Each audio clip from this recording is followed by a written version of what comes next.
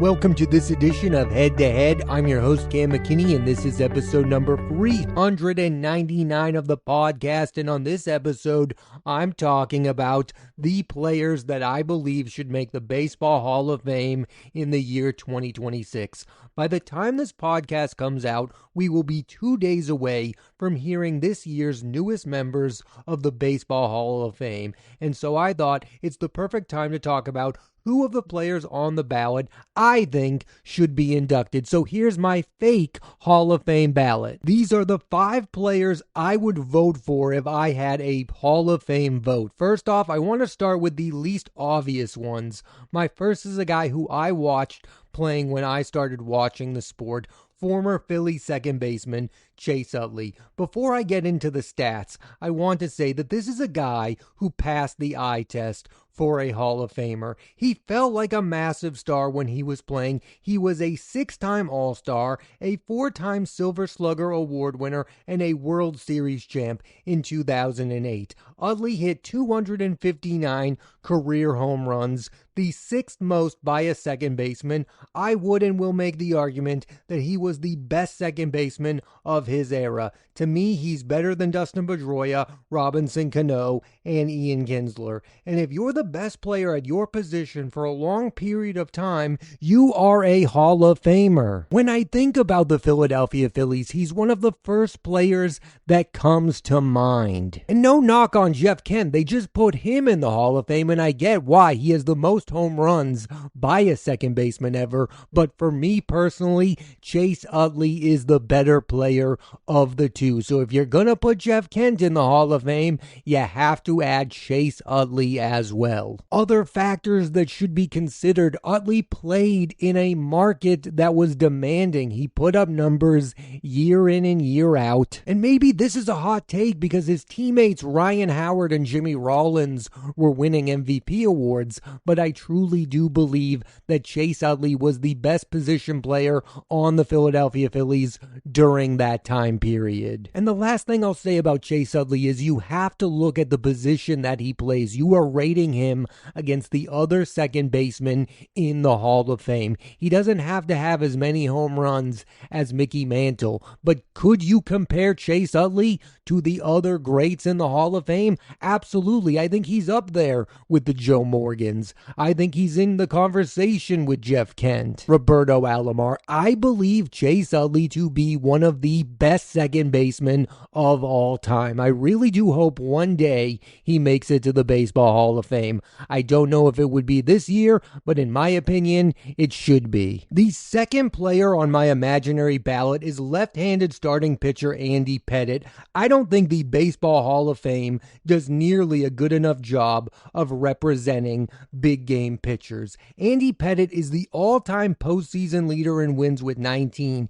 He was the most consistent pitcher for the Yankees during their dynasty in the 90s, and let's not pretend he wasn't good during the regular season. He won 256 games. Yes, you can say he didn't win a Cy Young Award and that he wasn't a conventional ace, but in a game, there's not a pitcher you want on the mound more than Andy Pettitte. I'm not even going to get into the HGH. I don't know anything about that really. To me, Andy Pettitte is a Hall of Fame pitcher. I want a guy who can pitch a big game. Curt Schilling should be in the Hall of Fame as well. Guys who can take the mound in the biggest moments and pitch at their absolute best. Being a great regular season pitcher is one thing, and then being a great postseason pitcher is a whole other thing. And those guys just don't make the Hall of Fame for whatever reason. Oral Hershiser is another guy who I feel like should make the Hall of Fame. John Lester, in my opinion, should be a Hall of Famer. Madison Bumgarner should get consideration for the Baseball Hall of Fame. Pettitte was a crucial part of 5 World Series winning teams. We're not talking about Robert Horry here. He was a key component on these teams, and he took the mound in some of the biggest games that they played during those postseasons. This is another thing that I talk about a lot. I think dynasties need to be represented in Sports Hall of Fame. The 90s Yankees were stacked, and I get it. There are the guys who are obvious who are already in the Hall of Fame. the Derek Jeters of the world, the Mariano Riveras. But then the other guys, I mean, come on, I don't get it. Bernie Williams, you toss him aside, he's not in the Hall of Fame. Jorge Posada, he's not in the Hall of Fame. David Cohn, he's not in the Hall of Fame. And now you're going to do the exact same thing to Andy Pettitte? I won't have it. I think Andy Pettitte deserves to make the Hall of Fame. My favorite starting pitchers are not the obvious aces. They are the big game pitchers. And sometimes you can be both things, but it's a rare thing to be. And in this case, Andy Pettitte was a big game pitcher. He wasn't always winning 20 games. He wasn't winning the Cy Young. He wasn't striking out 200 batters a season. But in a must-have postseason game, you want Andy Pettitte on the mound. I also find it so odd that in the history of the New York Yankees, the team that has won the most World Series titles ever, there are very few Yankee starting pitchers in the Baseball Hall of Fame. I mean, you have Mike Mussina, he never won a World Series. You have Whitey Ford, he was a crucial part of the 50s and 60s. I think Andy Pettitte should be represented because he was, in my opinion, the best pitcher of their dynastic run in the 90s into 2000. And I really do find it silly that he probably would be in the Hall of Fame if he had a Cy Young to his name. It's not all about the awards. It shouldn't be. Andy Pettitte was a big game pitcher. Those are more rare than Cy Young Award winners at this point. The third player on my ballot is another starting pitcher, King Felix Hernandez, who was a classic ace. And this is what bothers me about his status as a Hall of Famer. The only knock you can have against him is he only won 169 games. But in the moment, these writers did not care about his lack of wins. In fact, they gave him the Cy Young in a year where he won 13 games. He didn't reach that magic number of 300. And I also find it ridiculous that more voters would feel better about him if he got to 200. When I watched this guy pitch, he felt like a Hall of Famer. It's as simple as that. Yes, if Felix Hernandez were on a better team, if he was on the Yankees in the mid-2000s or the Red Sox, he would win between 15 to 20 games consistently. He would have gotten to 250 plus wins, but he was the best pitcher on the Seattle Mariners. And that fact should not be held against him. The lack of wins argument is only going to get more and more interesting as the years go on, because you're going to have names like Jacob deGrom on the ballot. And what are the writers going to do for a guy who they gave the Cy Young Award to twice? I already find it ridiculous that Johan Santana, a two-time Cy Young Award winner, is not in the Hall of Fame. Don't make the same mistake with Felix Hernandez. He's a Hall of Fame pitcher. The fourth player on my ballot feels like a guy who is going to get in this year, and that's center fielder Andrew Jones, who has a crazy number of Gold Gloves with 10. And on that note, I don't get why the great defensive outfielders of their time are being underappreciated. Torrey Hunter should be considered a Hall of Famer more often. Jim Edmonds should have been considered more often. I watch the modern sport, and I always feel like there's a real lack of star power at the center field position, and Andrew Jones was a star. I get it. His last few years with the Dodgers and Yankees were unimpressive, but his peak was more than Hall of Fame worthy. And earlier, I was talking about how the Yankees of the 90s are underrepresented in the Baseball Hall of Fame. I feel the exact same way about the 90s Braves. Yes, I get it. Tom Glavine, John Smoltz, and Greg Maddux were the reasons that the Atlanta Braves were good year in and year out. But let's not act like there weren't other position players helping out the cause other than Chipper Jones. Andrew Jones was a key reason why the Braves were so good for so long. I do find it so silly how baseball writers talk about the fact that they don't care about the classic numbers of wins and home runs like they used to in the past. But look me in the eye and tell me that Andrew Jones would not already be in the Hall of Fame if he had gotten to 500 home runs. If you were wondering, Andrew Jones hit 434 home runs. I find it absolutely ridiculous that he would have gotten into the Hall of Fame years ago if he had only hit 66 more career home runs. I won't name names or diss the players, but there are plenty of Hall of Fame outfielders worse than Andruw Jones. And finally, the last player on my ballot is Carlos Beltran, who is a no doubt Hall of Famer, and the only reason he isn't already in is because of the Astros sign stealing scandal. He was an elite offensive player, especially during the playoffs, and was a great defensive center fielder as well. And again, this is why baseball Hall of Fame voting can drive me insane at times. I don't need to look at numbers to tell me that Carlos Beltran was a Hall of Fame baseball player. I just needed to watch him play the game. He was so good playing the sport of baseball. He felt like a superstar player. I watched a lot of the Mets during this era. They had great teams with Jose Reyes, David Wright, Carlos Delgado, but I always thought the best player on the roster was none other than Carlos Beltran. He was above the rest. I would make an argument that that signing is one of the best in Mets franchise history. He helped elevate that team. They got to the 2006 NLCS. People also remember that he hit 8 home runs for the Astros in the 2004 postseason on a team that didn't even make it all the way to the World Series. His postseason resume includes 16 home runs and a World Series title with the Houston Astros in 2017. And I don't really care what you have to say about that World Series title. It's a legitimate one, at least in my mind. So there you have it, the 5 players I would put in this year's Baseball Hall of Fame. And again, they are Chase Utley, Andy Pettitte, Felix Hernandez, Andruw Jones, and Carlos Beltran. And I do want to talk a little bit more about what I think makes a Baseball Hall of Famer in 2026, because you can't go by the old measuring tools, because players are not playing the game like they used to. Starting pitchers are not making 34 starts a year anymore. They're not winning 20 plus games on a regular basis. They are not the same animal. So yes, you can look at a guy like Andy Pettitte and say he's not Randy Johnson. But if in the future you're going to put in other pitchers later on who don't have the resume of Andy Pettitte, doesn't that make Andy Pettitte a Hall of Famer as well? The same thing is about to happen with positional players as well. I mean, how many guys in the future are going to get to 3,000 hits? Players no longer hit for high batting averages, so who exactly is going to get to that number 3,000 anymore? And the 500, 600 home runs are reserved for guys like Aaron Judge.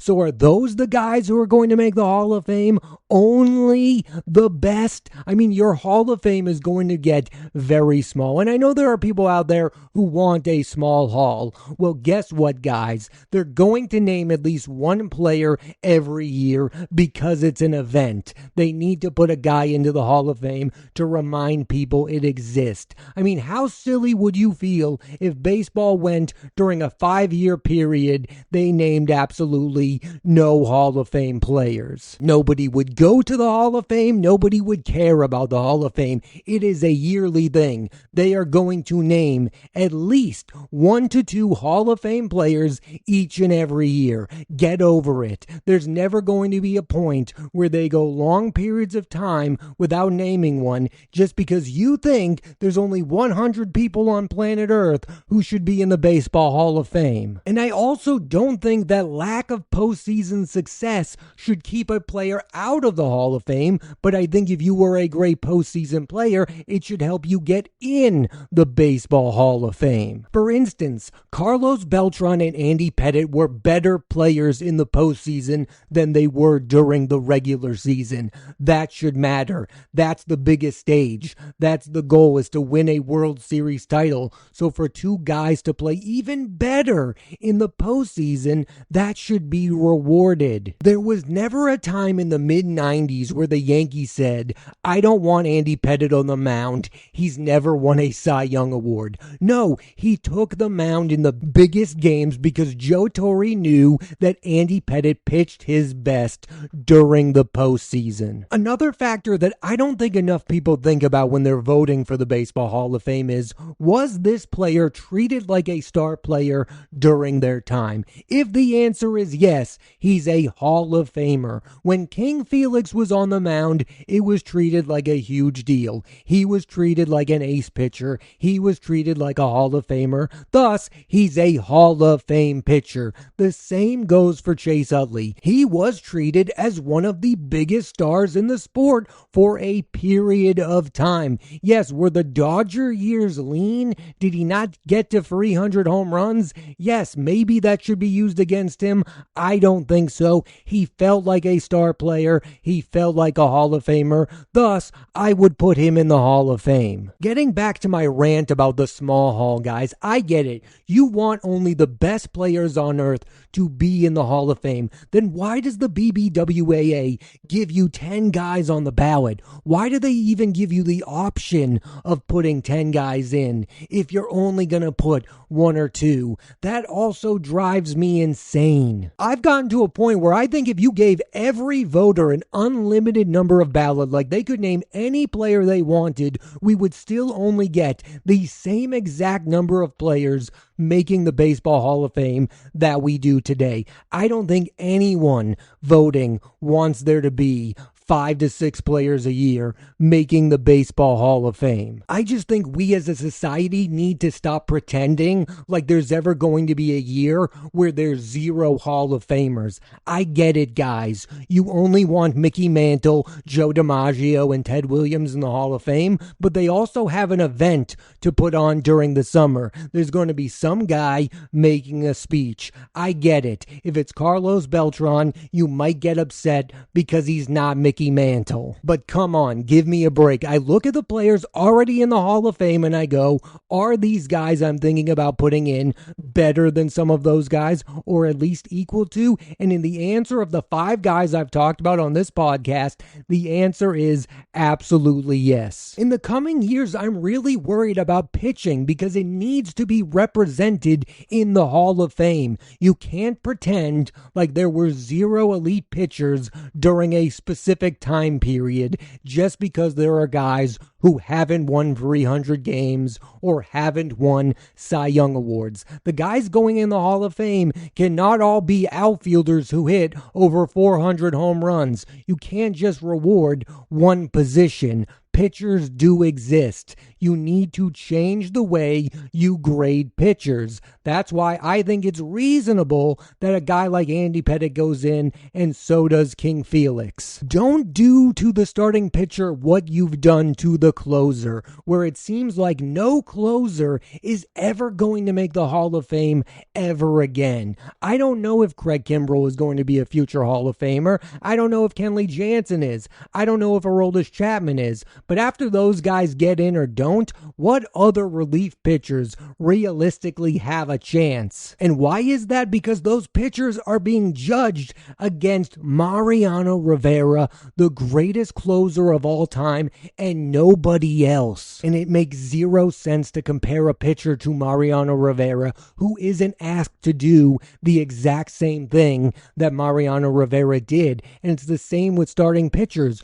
Why am I grading Jacob deGrom against Randy Johnson if he's not being asked to do the same thing that Randy Johnson did? At the end of the day, when it comes to the 5 players I've listed here today, I think there are legitimate reasons for them to be in the Hall of Fame, and I'm not buying the reasons they're not in the Hall of Fame. I don't care that Pettitte didn't get to 300 wins. I don't care that Carlos Beltran didn't hit 500 home runs. I don't care that Andruw Jones didn't hit 500 home runs or wasn't on the Braves in 95 when they won the World Series. I am judging them based on how I felt about them during their playing period, and I felt like all 5 of these guys were massive stars that I had to pay attention to when they were on the field. When King Felix pitched, I needed to watch him pitch. When Andy Pettitte pitched a postseason game, it was a big deal to me and many others. And when you watched Carlos Beltran in the outfield,